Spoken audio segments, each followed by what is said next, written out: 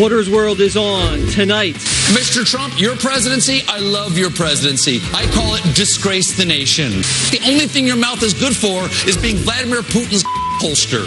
Stephen Colbert sinks to a new low while attacking President Trump. Ann Coulter reacts to the left's late-night political campaign. Something is wrong with him. The Republican Party is enabling the mental illness on a daily basis. The mainstream media is not alone in trying to paint the president as mentally ill. Now, a group of psychiatrists calling Mr. Trump a monster. I put one of those shrinks on my couch. What a strong.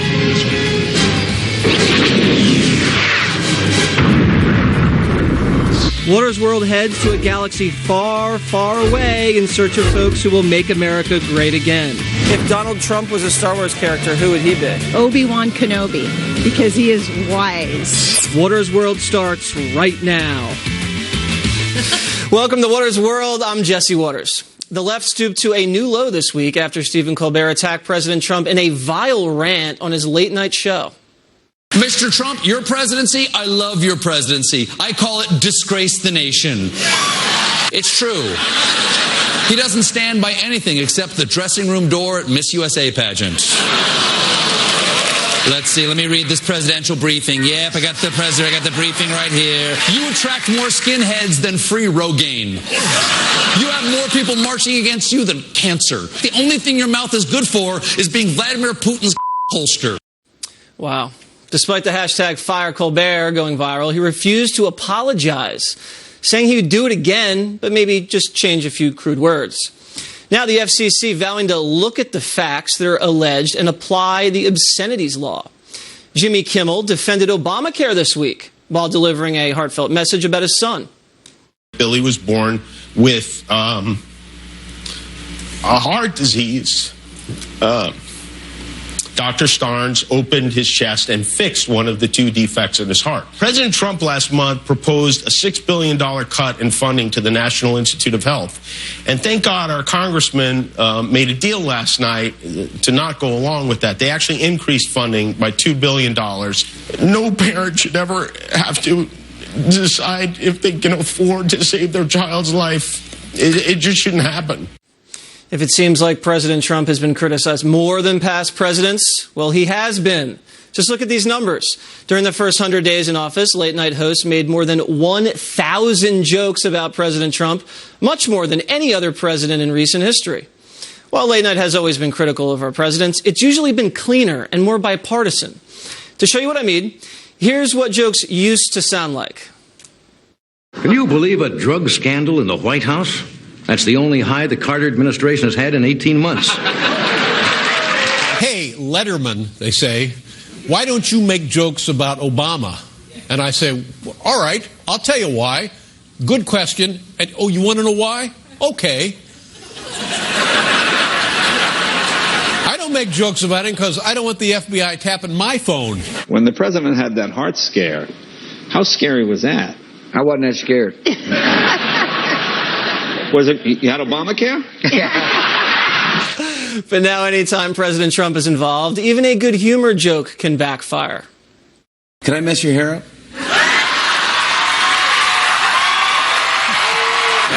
You say yes? Go ahead.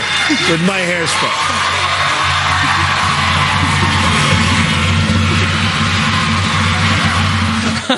After that, Jimmy Fallon took heat from his colleagues for humanizing the president. So what's changed about late-night comedy? Joining me now to discuss is best-selling author and conservative columnist Ann Coulter. It's not what it used to be, Ann. Much more vicious. What happened? There seems to be an unquenchable thirst on the left for just a string of epithets about Donald Trump, whether it's the New York Times or the late-night alleged comics. I mean, what was most striking about the former stand-up, the late-night host, is they were jokes. They were identifiable as jokes. There's a twist. There's something funny that catches you by surprise, and that's why you laughed. But now, just show after show after show, it's just a string of epithets, and what's supposed to be funny is, you know, the wordy epithet or the imagery being used. It's cheap. And it's easy. There's no joke It doesn't take any clever writing to pull something like that off. And we studied this. Now, they're on pace to exceed jokes about Clinton in 98, which is the same year he had the Lewinsky scandal. Trump's about to beat him.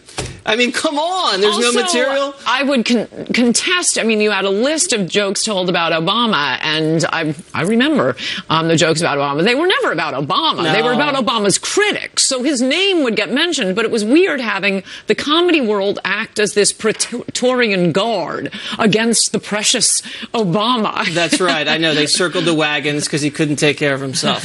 Now, this week, House Republicans narrowly passed the Obamacare repeal bill. And while Republicans celebrated with a beer bash, Democrats took it as a win for 2018 midterms.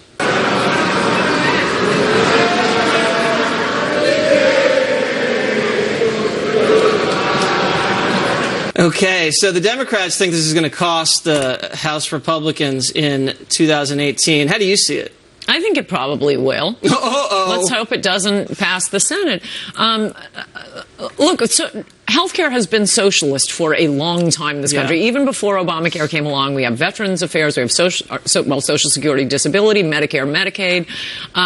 So it was already about 60, 70% socialist. Socialism doesn't work. I don't know why we have to keep explaining this to our representatives. Doesn't work.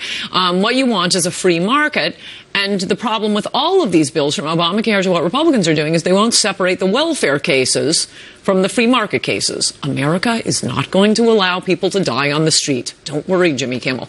And I really hate that business of, I mean, this is what I described in Godless as liberals using human shields to make political arguments. They send out their sick child, the Jersey girls with their husbands. But that's very effective. And, the Republicans talk about numbers and costs when it comes to health care, and I think the country wants to feel safe and secure and taken care of. I'm no one who can pay for his own health insurance is safe. I can't go to Sloan Kettering. No one can go to Sloan Kettering on a New York plan. You're not safe because people like firebomb cars when you come speak at their universities. I mean, yeah, that is true too. What you need to do is, I mean, what they ought to do, and I wrote this up 2 weeks ago, it's a very simple plan. You keep Obamacare. There are no protesters. Anybody who needs Obamacare, they get Obamacare. Okay. But you also say there shall be a nationwide free market in health insurance. The end, period, love, and. So how do you have... gets to buy health insurance that I want. I won't have to pay because I'm really sure I'm not going to need drug addiction therapy. I'm not going to need gambling addiction therapy. I don't need marital counseling. I'm required. Right now we're paying for welfare through our private insurance premiums. Right. That's why my health insurance is $700 a month, but I can't go to a decent hospital. But then how would you have the individual mandate with Obamacare at the same time having the freedom of the free market? The individual mandate was always kind of a red herring. The reason conservatives raised that was because that was how we were going to attack it constitutionally. But as for requiring it, in terms of policy, they don't have the constitutional authority. Congress doesn't have constitutional authority to do 90% of what they do. So what? Insurance on the free market would end up costing, and we know this because now I also have Christian health insurance. They're not allowed to call it insurance. It's a carve-out from Obamacare, and you buy the insurance you want. So I don't have to pay for drug counseling. You know how much it is? No. $50 a month. That's cheap. That's with a very limited pool. Cheap. Young kids would all get health insurance the same way. I mean, right now we're required. It's as if you live in Florida and you have to buy earthquake insurance. And in California, you have to buy, hurricane insurance. No, buy the insurance you want on the free market. Makes perfect sense. So many people would leave the welfare rolls that then we'd know exactly how many people need the government help. I think if the Republicans just don't waste $1 billion on a broken website, I think they're going to be just fine in the midterms. And thank you very much. Thank you. Up next, Waters World tries to get answers on how to deal with North Korea. What should we do about Kim Jong-un? We should take kind people like yourself, sir, and like myself and everyone and just give him a hug. If we hug the dictator, he's going to kill us, though. And later, he was the face of romance novels your mom read. Now Fabio is entering Waters World and says liberals are screwing up America. Stay with us. And I'm too sexy for Milan, too sexy for Milan, New York. Hey, North Korea. You're looking at nuclear-capable long-range missiles, courtesy of the U.S. Air Force. We conducted a second test this week. Officials say it was routine. I say no such thing as a coincidence at a time when North Korea has been flexing its muscles. Although you don't typically think of muscles when you think of its leader, Kim Jong-un. We wanted to know a little bit more about our enemy, so we did some digging. And here are 5 facts you may not have known. He loves American things like basketball and Nike shoes, even hosting Dennis Rodman in 2013. And he loves to smoke and drink. According to his father's chef, Kim Jong-un likes smoking Yves Saint Laurent cigarettes and drinking Johnny Walker whiskey. When he's not plotting nuclear attacks, he likes video games like Super Mario Brothers and Tetris. He fancies himself Simon Cowell, hand-selecting North Korea's first all-female music group, Morabong Band, who debuted in 2012. And Kim Jong-un is the world's youngest leader, but oddly, no one knows exactly how old he is. So what do we do with this guy? Waters World hit the streets to find out.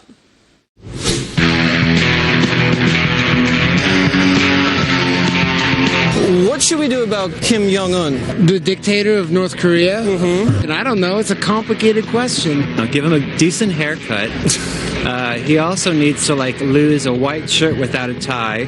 Well done, Jesse. How would you deal with Kim Jong-un? I wouldn't deal with him. Him, to be honest. I don't need my father. I am strong. What should we do about Kim Jong-un? We should take kind people like yourself, sir, and like myself and everyone, and just give them a hug.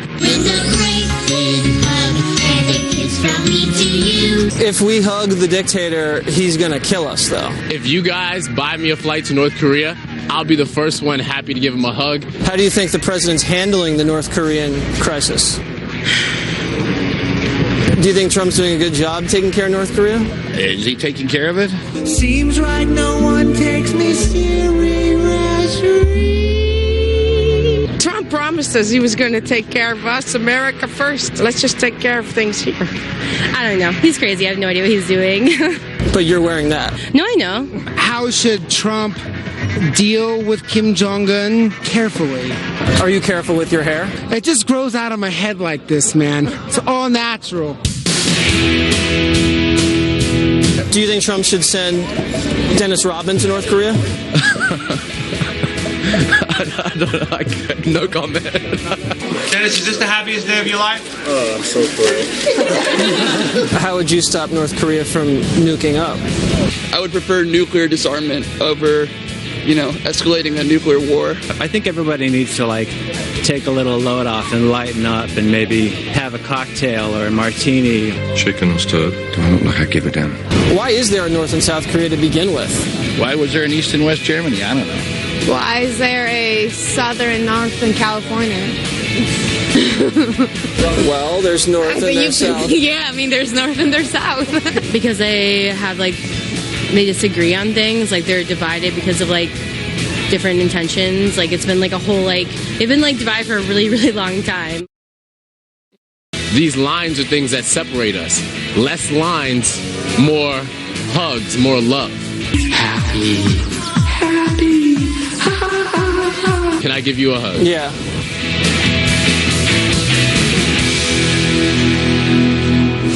Thank God they're not in charge. Still to come, Waters' Words takes on Susan Rice, Bill Maher, and Hillary Clinton. But up next, a psychologist at Yale claims President Trump is mentally ill. He is here to defend his diagnosis. No one ever gonna survive unless we are a little. Now, Fox News headlines 24/7. Ready when you are. Every story, every headline on SiriusXM Channel 150.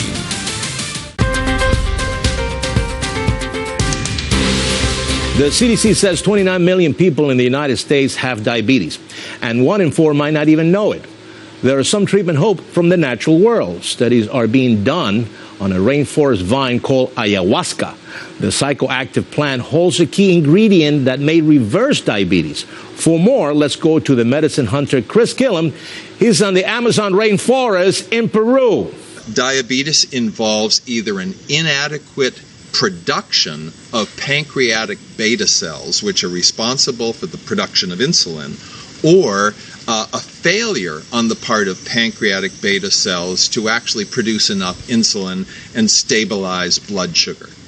Scientists have wondered for decades, is there a way to stimulate more growth of pancreatic beta cells in the human body? In human beings, these cells develop in the first year of life, and then they serve us throughout our lives to keep our blood sugar stable and to keep us from developing diabetes.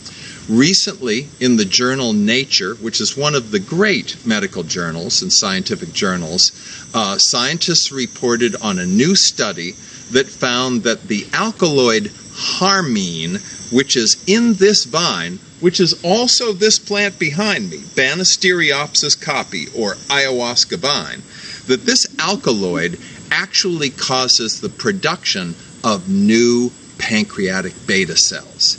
Now, harmine also exists in a plant known as Syrian rue, so that could be a source of this alkaloid as well. But what the scientists found was that introducing this alkaloid harmine into a living system resulted in the proliferation of pancreatic beta cells. This is a very big breakthrough. It potentially means that type 2 diabetics might be able to achieve reversal of their condition as a result of taking harmine in some form. And it also means that even type 1 juvenile onset diabetics may be able to produce new healthy pancreatic beta cells in their bodies and possibly not require insulin therapy and no longer be diabetic. We're still a little bit early in this, but the results are quite promising. Thanks, Chris. The study authors caution harmine alone isn't going to cure diabetes. Next, researchers need to get this chemical directed at beta cells specifically and nowhere else in the body. That will take some time, but this discovery could lead to drugs being developed to reverse diabetes one day. I'm Dr. Manny, Fox News.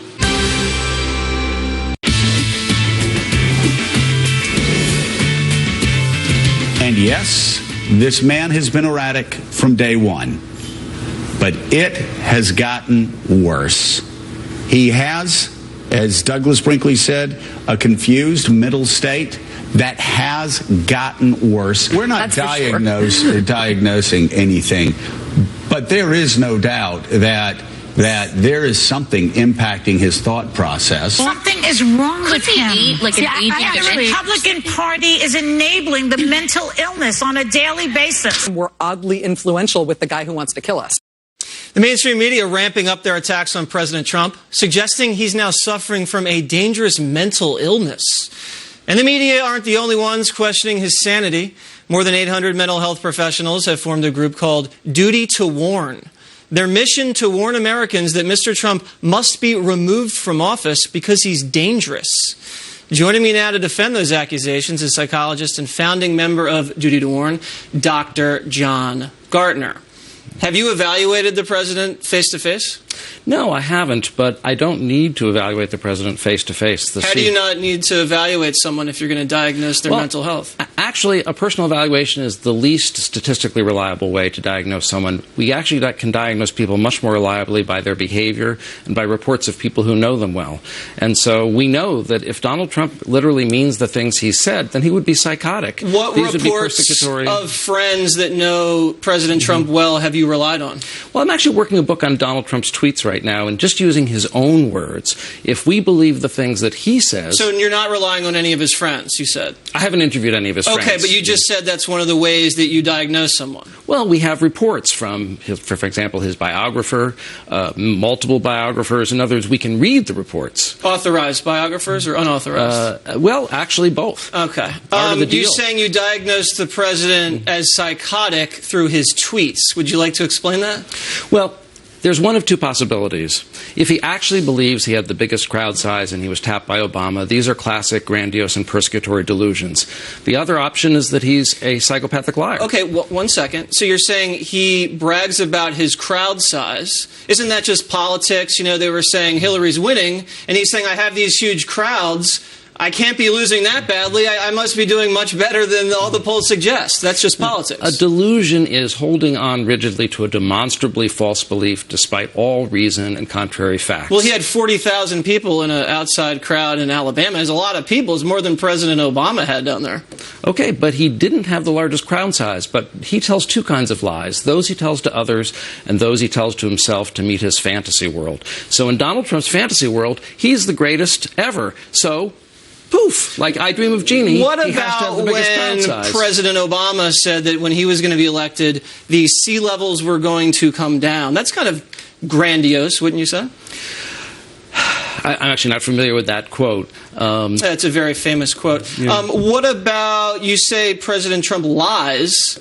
What about when President Obama said if you like your health care plan, you can keep it? Named Lie of the Year by PolitiFact. Well, PolitiFact also says that Donald Trump lies 78% of the time. Politico says he lies every 3 minutes and 15 seconds. What do you think the president's lie is, and how does that make him psychotic? Well, I'm saying that actually he suffers from something called malignant narcissism, where he is both a liar and has paranoid persecutory ideas. What has he lied about? Well, that's a long list. Can you name one thing? Well, what we're talking about is crowd size. What about the 3 million immigrants that were bused to New Hampshire to fake the vote? That would be like the equivalent of the D-Day landing. He never said that there were 3 million immigrants bused to New Hampshire. That's not true. Malignant narcissism. That's interesting. So you are equating him with Adolf Hitler, if I read that correctly. Right. Don't you think that's irresponsible for you to do that as a trained professional? I think it would be irresponsible not to. I was raised with the phrase "never again," meaning if you see a Hitler-like leader, even if it's a Hitler-light rising, you need to say something. So how is Trump comparable to Hitler?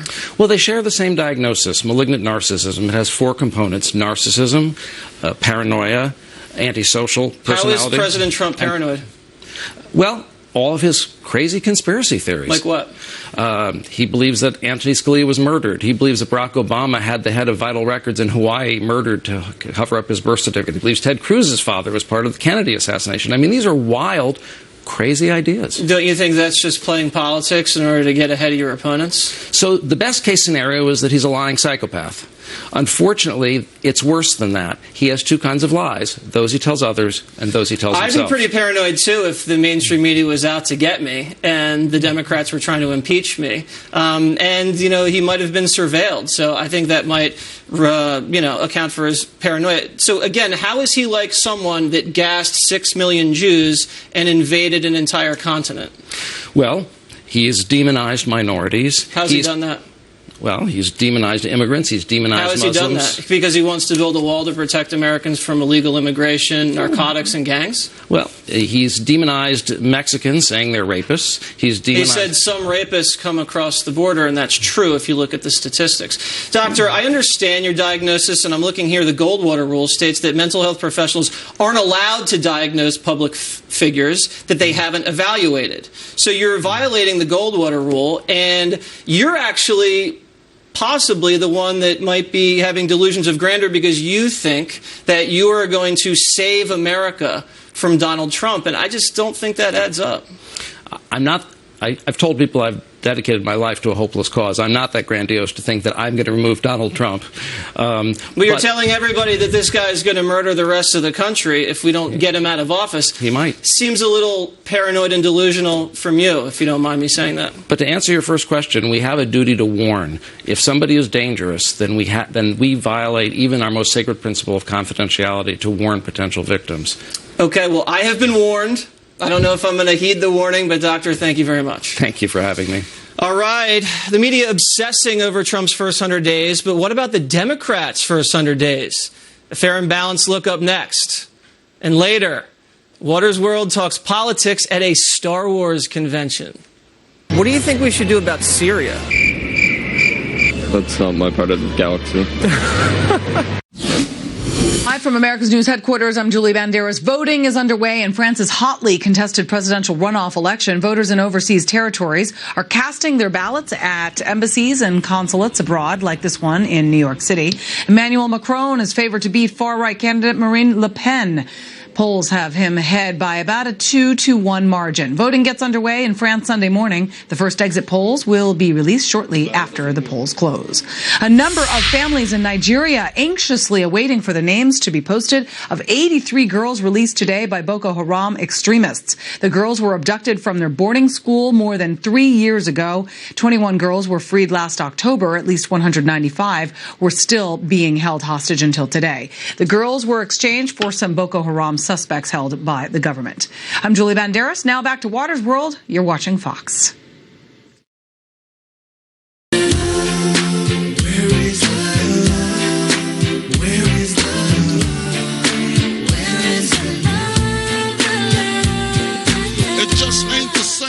Much has been made about President Trump's first 100 days in office, but to be fair and balanced, let's look at the Democrats' first 100 days. That's the subject of tonight's Waters Words. By the way, our friend Mark Thiessen wrote an excellent column about this the other day in the New York Post, which everybody should read. So the Democrats have spent the last 5 months pushing a conspiracy theory that said Trump was Putin's puppet. That went up in smoke when the president fired 59 Tomahawk missiles into Syria. And on the investigative front, here's the latest. Listen to what Senate Democrat Dianne Feinstein said. Do you have evidence that there was, in fact, collusion between Trump associates and Russia during the campaign? Not at this time. Not at this time. Meanwhile, the head of the Democratic National Committee, essentially the new face of the Democratic Party, Tom Perez, has come unglued. My mama taught me you shouldn't do potty talk, but I hope you don't mind because this is a budget. Those Republican leaders and President Trump don't give a about the people they were trying to hurt. Wow. And then there's the former leader of the Democratic Party, Hillary Clinton, who came out of the woods the other day and took no responsibility for her devastating defeat. I was on the way to winning until the combination of Jim Comey's letter on October 28th and Russian WikiLeaks raised doubts in the minds of people who were inclined to vote for me but got scared off. Sure, Hillary. But adding insult to injury, even her Democratic colleagues are sick of her and are telling her basically, get off the stage. We have to take full responsibility for this.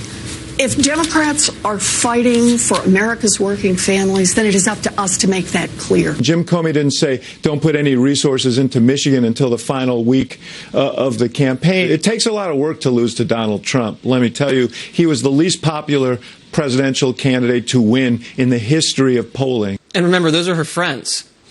And more Democrats have been turning on each other. After the former President Barack Obama announced he'd be taking $400,000 to speak to a bunch of Wall Street fat cats, he was criticized by none other than Elizabeth Warren and Bernie Sanders. I was troubled by that. One of the things I talk about in the book is the influence of money. I describe it as a snake that slithers through Washington. I think it just does not look good. It's not a good idea, and I'm sorry that President Obama made that choice.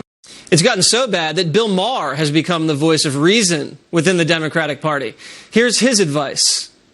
This is, again, one of the problems the Democrats have, is that they obsess about things like Halloween costumes and the name of the Washington Redskins, and there's millions of people in this country who are saying, how about a little bit more of, I'm going to get your job back.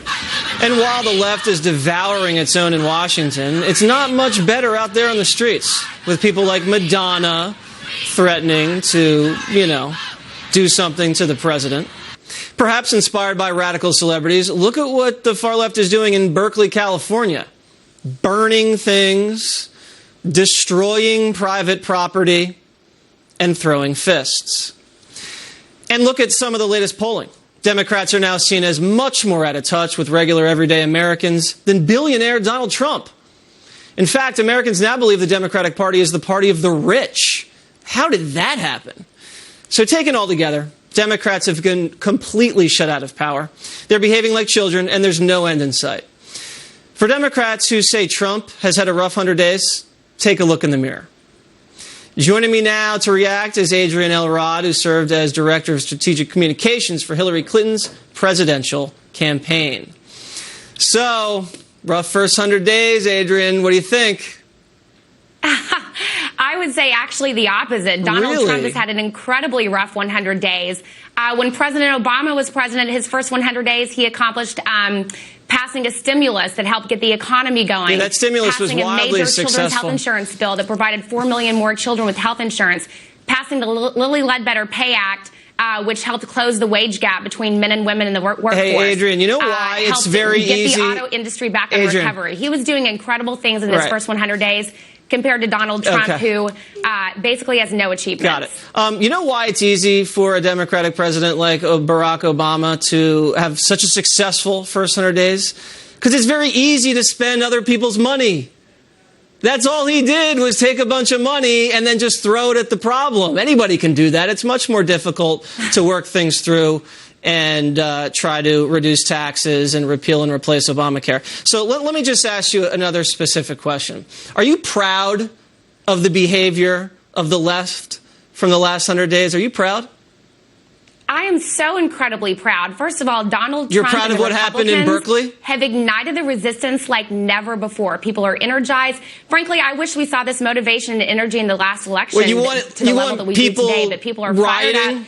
This latest health care bill is another example of people really getting fired up and excited and ready to do whatever it takes to win back control in the 2018 midterms. Got it. Okay, so let me just be specific. You're proud of the language from the head of the DNC. You're proud of people burning things on the street of Berkeley. And you're proud of people like Madonna threatening the life of the president. You're proud of that.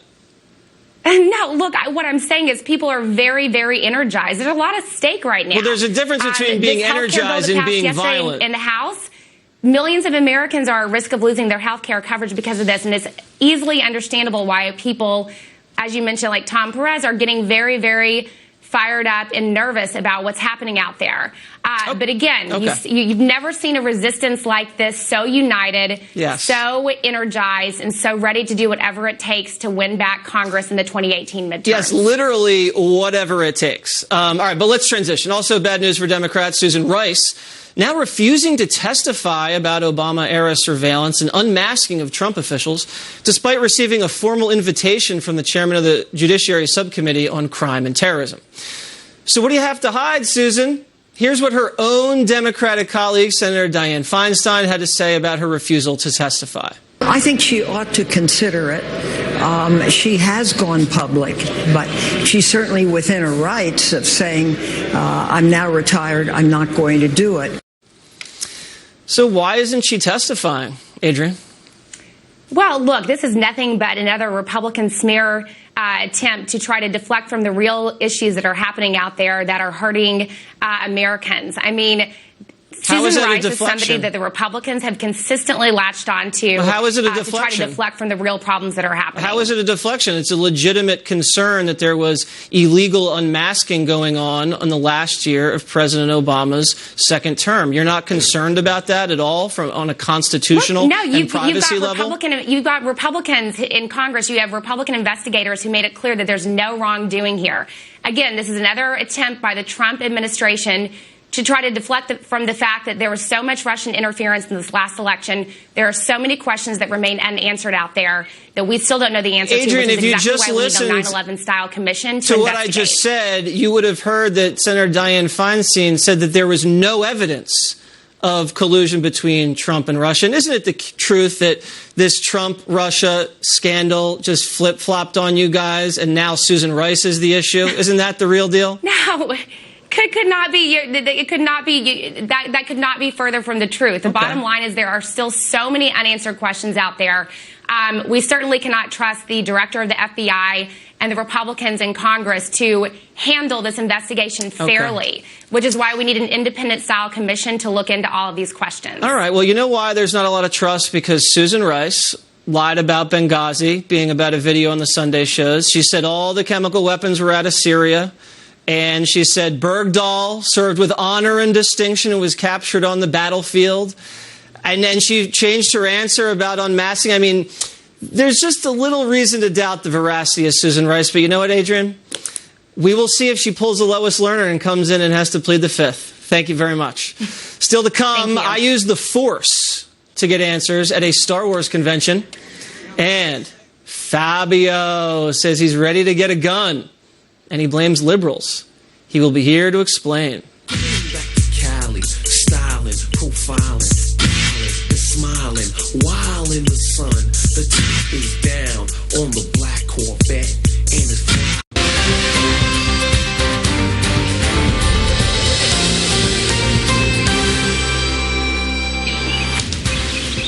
It's where you come to escape life's distractions and simply get lost in the Texas beauty. No ringing cell phones or email alerts here, just peace. Then came talk of expanding Rattlesnake Road. To do it, the government needed part of this private land. However, as the process moved along, the project then came to a screeching halt. Endangered species have been discovered in 3 of the different depressions. Meet the Bone Cave Harvestman, a tiny orange spider unique to Texas and only lives in underground caverns. The arachnid was spotted in a small section of Yearwood's 865-acre ranch north of Austin. Since it's protected under the Federal Endangered Species Act, Yearwood could be held criminally and financially responsible for anything that could jeopardize the harvestman. I truly don't think anyone would touch this. The 71-year-old Texan has joined other property owners in a lawsuit filed against the U.S. Fish and Wildlife Service, arguing government overreach is unnecessarily restricting use of private property. When you get such a vague and amorphous law, then you put all the power in the hands of unelected bureaucrats. For years, many Republicans have called for reform of the Endangered Species Act, arguing that wildlife advocates can exploit the law to block economic development. But environmental groups contend it still serves a vital purpose. Since it was passed 44 years ago, 2,000 species have been listed. Only 1% have come off that list. That means we have saved 99% of those species from going extinct. The question is how to produce results. We have to incentivize people to take care of it. All while finding common ground with folks like John Yearwood. You know, we've named the ranch Heartbreak Acres. In Williamson County, Texas, Casey Stiegel, Fox News.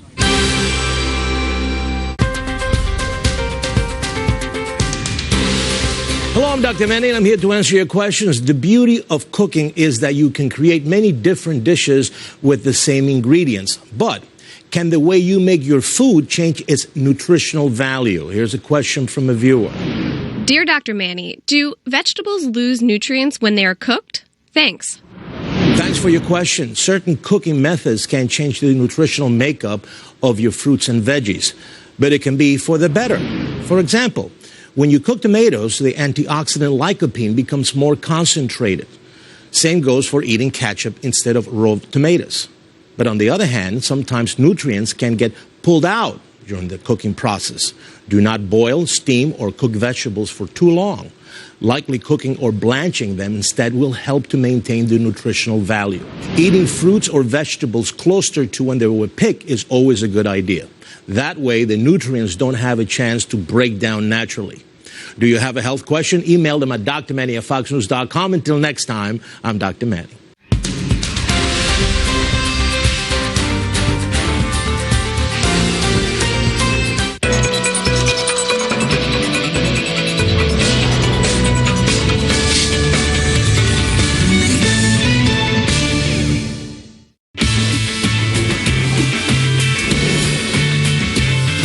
California is known as the People's Republic of California for a reason. High taxes, medical marijuana, sanctuary cities, you name it. It's a paradise for far-left bureaucrats who want to control your life. But my next guest believes those liberal policies and others are making the Golden State completely unlivable. Joining me now, Italian-born model and actor who recently became a U.S. citizen, Fabio. Fabio, welcome to America. Thank you. I'm glad you're a citizen now. Thank you, Jesse, for having me. You're welcome. Yes, and I love it. Yes. How does it feel to be a U.S. citizen? I love it. It's the best feeling in the world because this is the best country in the world. But unfortunately, politicians all over the world, logic and common sense is something they don't have. Why? What's going on out there in California? Well, you know, when you one of the most beautiful places in the world is being ruined. When you have a governor like Jerry Brown who actually turned his back on his own people, the law enforcement, and take the side of the criminal. And he says to the people, he goes on national TV and says, you know what? I'm going to release a bunch of people that smoke pot, non-violent criminal, and then he release people they are like a rapist, sex offender, child molesters, and people drive-by shooting and attempting to put a bomb in a school or in a hospital. I mean, come on, this doesn't make any sense, you know. And with all due respect to Governor Jerry Brown, yes, you know, this is nonsense. Do you feel unsafe in the state of California because of these crazy far-left policies? Well, you know, right now, it's just you know, it's crazy. It's getting more and more like Europe. And you know, like I say, coming from Europe, I saw this movie before. And it's out of hand. And then when you have a governor who is the chief of the law enforcement turning his back to the law enforcement, it's crazy. Do you feel like you need to protect yourself from all these crazy people that are coming out of these prisons? This is a known political issue. You have, you know, it's the people and the law enforcement against the criminals. It's simple as that. It's logic. And if you still believe in politicians, you live in a fairy tale. I mean, come on. A fairy tale like some of your novels. You know, yeah, exactly. But, you know, it's okay to read the novels, right? But, you know, this is life. Right. Life is reality. So we as American, we have to come together, put our ideology on the side. This is a very simple, right and wrong. Okay? This is simple life. It's nothing to do with ideology. It's nothing to do with parties. Okay? And it's very important to American people to come together. And let me tell you, this is the best country in the world. I remember when I was a teenager, a friend of my father was a literature university professor. Mm-hmm. And he said to me one thing that is stuck in my mind. He said, you know what? You know what's make America the best country in the world? The Constitution is the most well-written document I ever read. And this was a European university professor. Well, you know what else is a great written document? Some of your steamy romance novels, because those things I see every time I go into the supermarket. And, you know, they're flying off the shelves. Fabio, I got to run, and I just want to warn people in California, do not mess with Fabio. I mean, look at that guy. He's going to knock your head off. And so be warned. America, never give up your guns. Never give up your guns. The ones on your arms and the ones in your waistband. What happened to Europe. All right. Thank you very much, Fabio. Up next, I channel my inner Han Solo. Or is it Captain Kirk? Live long and prosper. No, that's incorrect. Her loss wasn't her fault. Kellyanne Conway reacts to Hillary's blame game on justice. Then, Stephen Colbert fires at Trump, and it's got Greg fired up tonight on Gutfeld.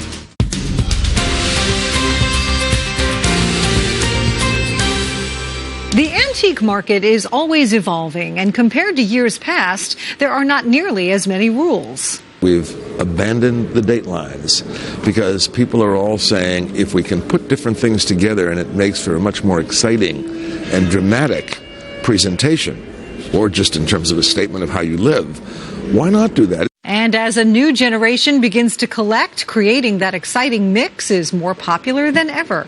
The big trend right now is really quite simple, and that is that there are no rules.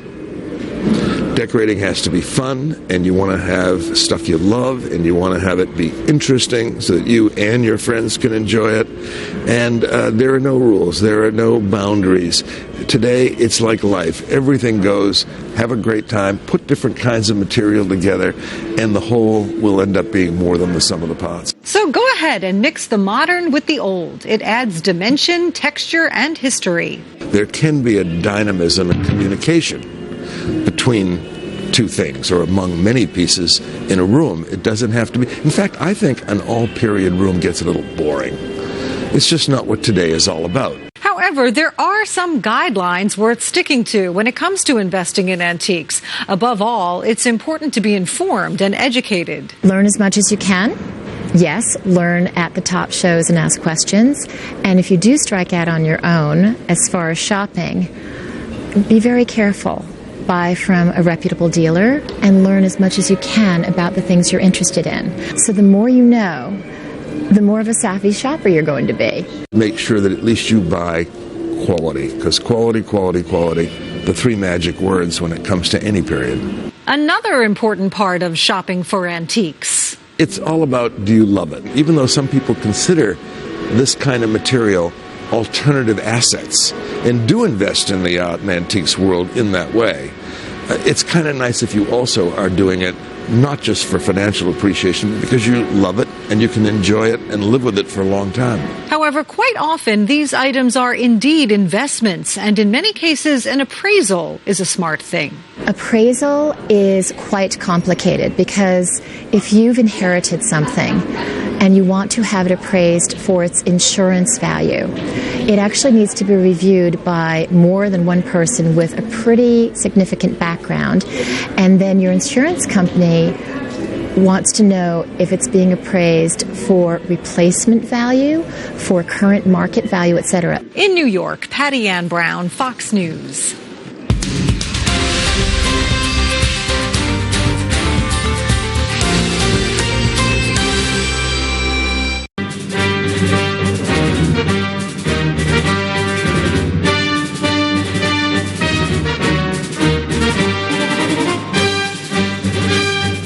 This week marked May the 4th, a.k.a. Star Wars Day. May the 4th be with you. So in honor of fanboys and Force users everywhere, I traveled to a galaxy far, far away to see what Star Wars fans really know about current events.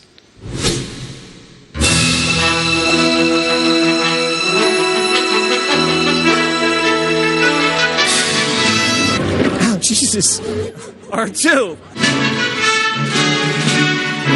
Live long and prosper. No, that's incorrect. What do you mean? May the Force be with you.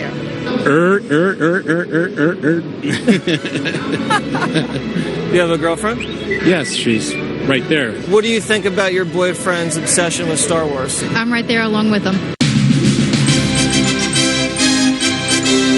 What character are you? Luke Skywalker. Luke. I am your father. No! No! Do you have a crush on Princess Leia? Well, that's a loaded question considering who I'm dressed as today, isn't it? I just saw Luke talking to some girl over there. I don't know. Well, I mean, that one thing happened, but we kind of don't talk about that anymore. What kind of blaster you got there? One that'll send you far, far away from me. You stuck-up, half-witted, scruffy-looking nerf herder. Do you believe the Force is real? I think it touches all of us. It surrounds us, it penetrates us, it binds the galaxy together. Is this like Christmas for you? Yes. Except for when the movies come out at Christmas time now, too. Are you going to be doing any speed dating here later? I will be. And I will use my Jedi mind tricks on everyone I come encounter with. I'm including nervous. you. It's working right now. What are you doing? Everyone else has a collection of toys and helmets, and I have my Star Wars collection on me. If I was to get a Star Wars tattoo, where would I get it and what should it be? The Death Star on your butt. That would take a lot of force. The Force would have to be with you. Hokey religions and ancient weapons are no match for a good blaster at your side. If Donald Trump was a Star Wars character, who would he be? Obi-Wan Kenobi, because he is wise. Jabba the Hutt. He's orange and mean, so of course. Probably Darth Vader. He would be the Emperor. I can feel your anger. What are we going to do about Vladimir Putin? Let him be him. We need to deal with us. We have problems here before we can deal with other people's problems. America first? Sure. The Syria situation is getting pretty messy. What do you think we should do about that? The serious... what was your question? What do you think we should do about Syria? That's not my part of the galaxy. I don't know. I don't know how to fix it. What do you think we should do about Kim Jong-il? I don't know. Use the Force. Put him on a United flight. Watch it, boy. Waters. Sweet.